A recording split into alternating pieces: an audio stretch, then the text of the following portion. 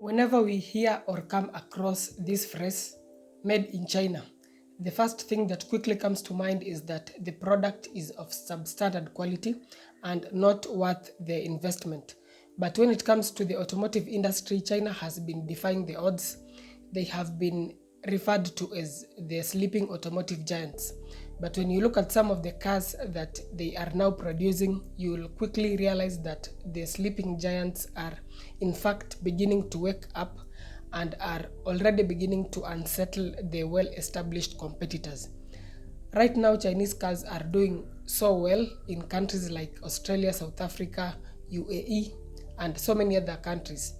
So if a Chinese car can be well accepted in a country like Australia, then that tells a lot about their quality. And it reminds me of Kia and Hyundai. Around 2 decades ago, Kia and Hyundai used to make poor quality vehicles and people regarded them as useless cars. But today things are different. Kia and Hyundai vehicles are among the best. So is China going to make history repeat itself? Only time will tell, but as it is currently, it seems like in a few years to come, the car in front will not always be a Toyota, but a Chinese car. In this particular episode, we are going to take a look at some of the cars that have taken the car industry by a storm and why you may start considering a Chinese car, even here in Kenya. Stay tuned and welcome to iCave Auto Reviews.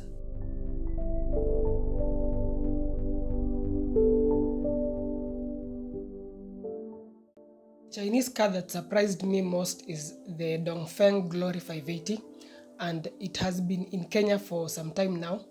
This car is almost the same size as a Honda CR-V or a Nissan X-Trail, and it's actually a 7-seater.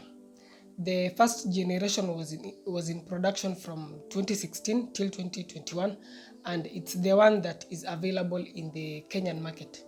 It comes with either a 1500cc 4-cylinder turbocharged petrol engine or an 1800cc naturally aspirated petrol engine. In terms of the gearbox, there is either a CVT or a 5-speed manual. What is most surprising about this car is the price. With around 3 million shillings, you can drive away this car. Remember, it's 0 mileage plus warranty, but I'm not quite sure how long the warranty is. For the price, it gets so many features that you may wonder how they managed to install all these features and still manage to price it this generously. Just to name a few features, it gets a sunroof, leather interior, cruise control, alloy wheels, parking sensors, rear AC vents, a large infotainment screen, LED lights, and an electric parking brake. Just to put this to perspective, a 2015 Honda CR-V costs between 2.7 to around 3.4 million shillings, yet it doesn't get all these features. So this Chinese car is really meant to impress and divert customers away from the well-established RAV4s, X-Trails, and CR-Vs. Now, what most people will ask, including myself, is this: will this car be reliable in the long run? Will problems start cropping up after around 100,000 kilometers? And these are valid questions. In fact, some people, if not most people, will prefer to pay 3.2 million for a 2015 Honda CR-V or RAV4 instead of paying 3 million for a Dongfeng Glory 580. This just shows that these Chinese brands have a long way to go in terms of convincing customers to buy their cars.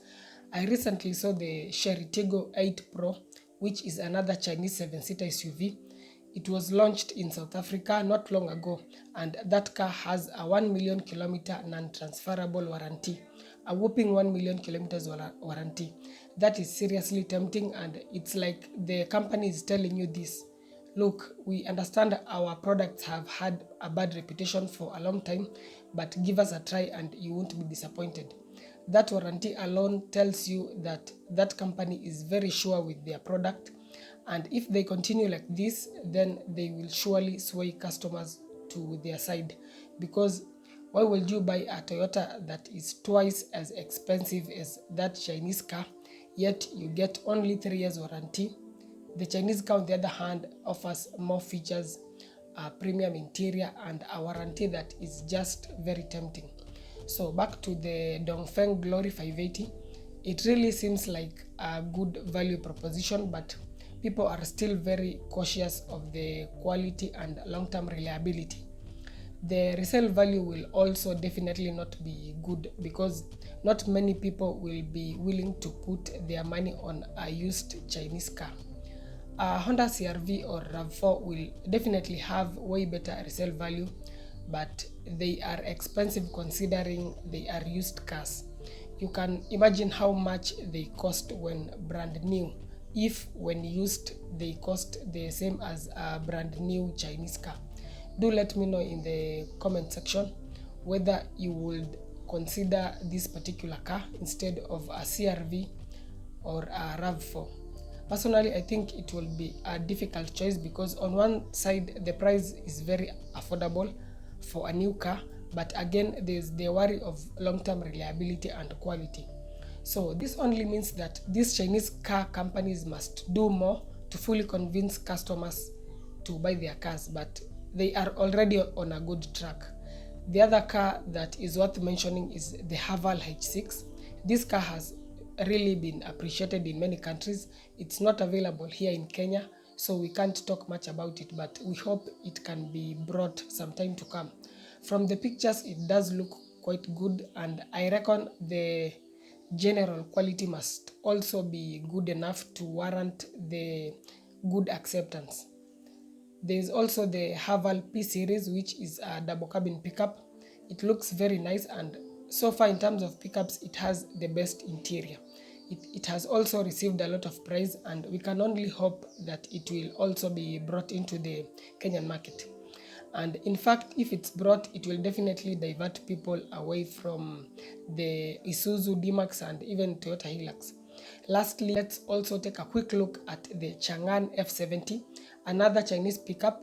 The Peugeot Landtrek is based on this particular Chinese pickup, so even that alone tells a lot about the strides that these Chinese companies have taken, and they are indeed going far.